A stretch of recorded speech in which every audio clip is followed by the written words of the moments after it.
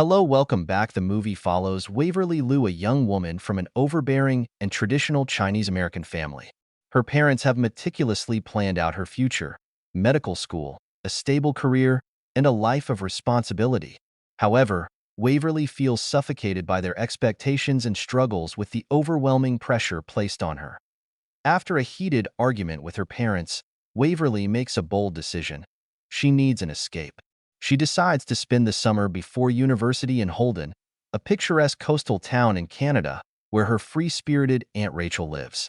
Unlike Waverly's strict parents, Aunt Rachel is laid-back, artistic, and encourages Waverly to explore life beyond what has been planned for her.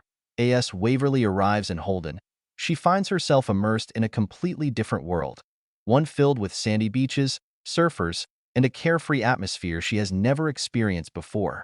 Shortly after arriving, Waverly gets invited to a local beach party, where she's introduced to Holden's close-knit community.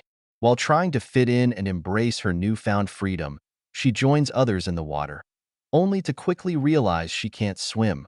Caught in a rip current, Waverly panics and begins to drown. Just as she's about to go under, a handsome and confident lifeguard named Blake dives in and rescues her.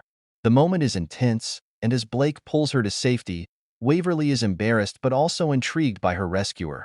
Blake, however, brushes off the event with a smirk and a teasing remark, telling her, "You might want to learn how to swim before jumping in next time."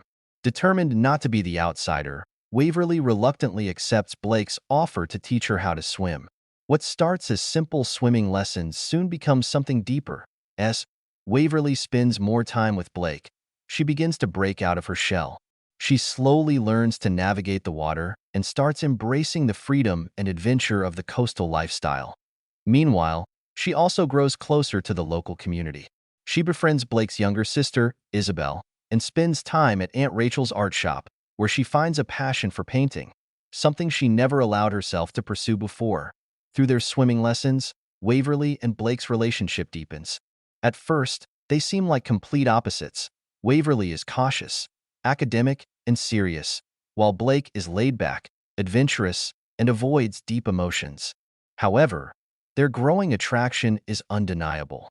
Blake challenges Waverly to take risks, while Waverly pushes Blake to open up about his past. Slowly, Waverly falls for Blake, but she's also conflicted.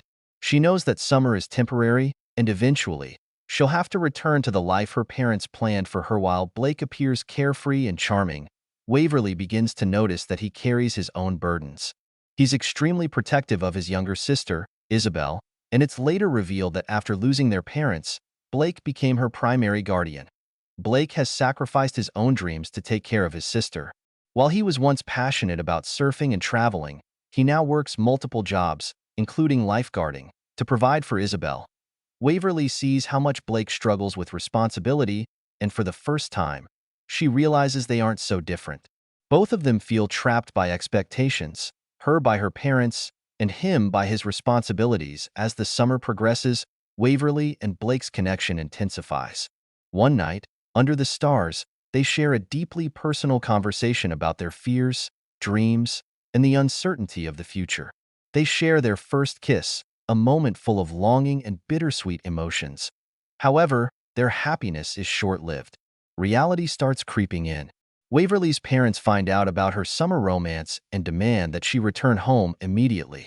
They remind her that she has a future waiting for her, a future she can't throw away for a summer fling. At the same time, Blake begins to pull away.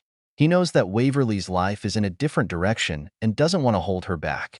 He starts acting distant, telling her that their relationship was always meant to be just a summer thing. Waverly is heartbroken. She thought Blake might fight for her, but instead, he's retreating. Feeling like she has no choice, she decides to leave Holden and return home back in her parents' world. Waverly is miserable. She tries to convince herself that this is the right decision, that she should focus on her future, that Blake was just a distraction. But something has changed. For the first time, she feels like she's not living her life. She's living the life her parents want for her. Meanwhile, back in Holden, Blake is also struggling. Isabel confronts him, telling him that he always pushes people away because he's afraid of getting hurt. She urges him to fight for Waverly before it's too late. In a dramatic final act, Blake makes a choice. He goes after Waverly. He arrives at the airport just as she's about to leave. Out of breath, he tells her that he doesn't want to let her go, that he wants to try, even if it's uncertain. The movie ends on a hopeful note. Waverly decides that she doesn't have to choose one life over the other. She can have both. She tells her parents that she loves them, but she needs to figure out her own future. She returns to Holden, but this time, it's on her own terms. She pursues her passions while still keeping her academic future open. Thank you for watching, and don't forget to subscribe.